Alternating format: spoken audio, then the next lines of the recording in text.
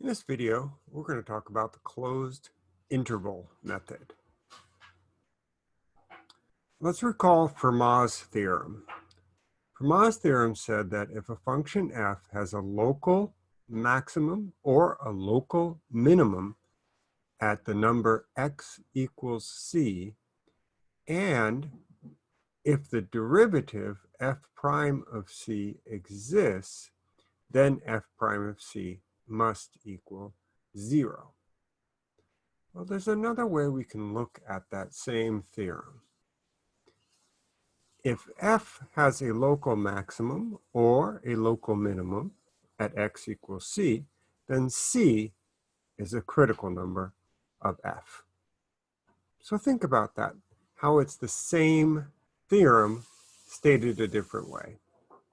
Because either f prime of c does not exist, and if it does not exist, then it must be a critical number of f, or f prime of c does exist, in which case f prime of c would be 0, which would make it another critical number.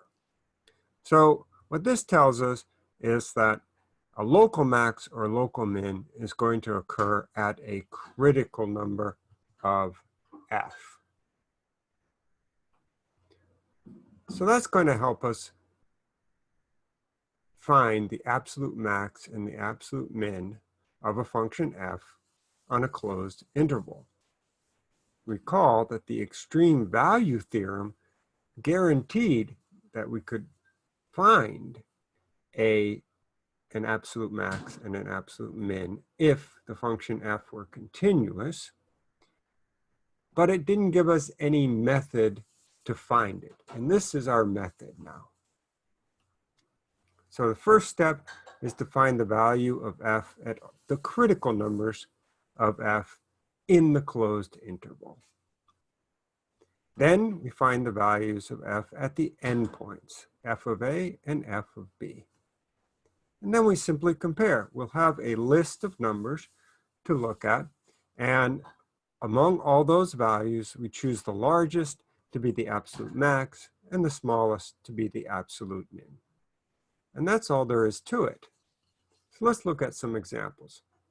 Let's find the absolute max and the absolute min of f of t equals cosine of t, where t goes between negative 3 pi over 2 and positive 3 pi over 2. What was our first step? Oh yes, find the value of f at the critical numbers of f in a, b. So to find the critical numbers, we're going to take the derivative. F prime of t will be negative sine of t, and we'll set that equal to 0. Now we have to be careful to make sure the derivative is defined at every value in the domain of f. And in this case, the derivative is defined for all real numbers. So the only critical numbers are where the derivative equals 0. So solving that, where is sine of t equal to 0?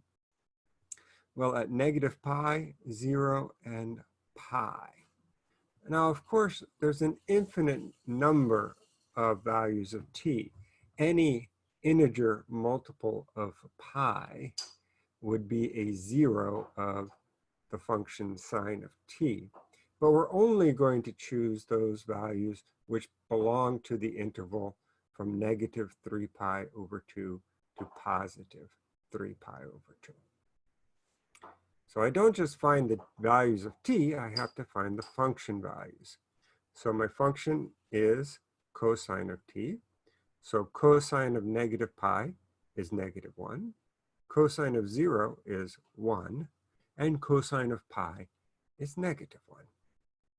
So that's step 1. Step 2 is to find the function values at the endpoint.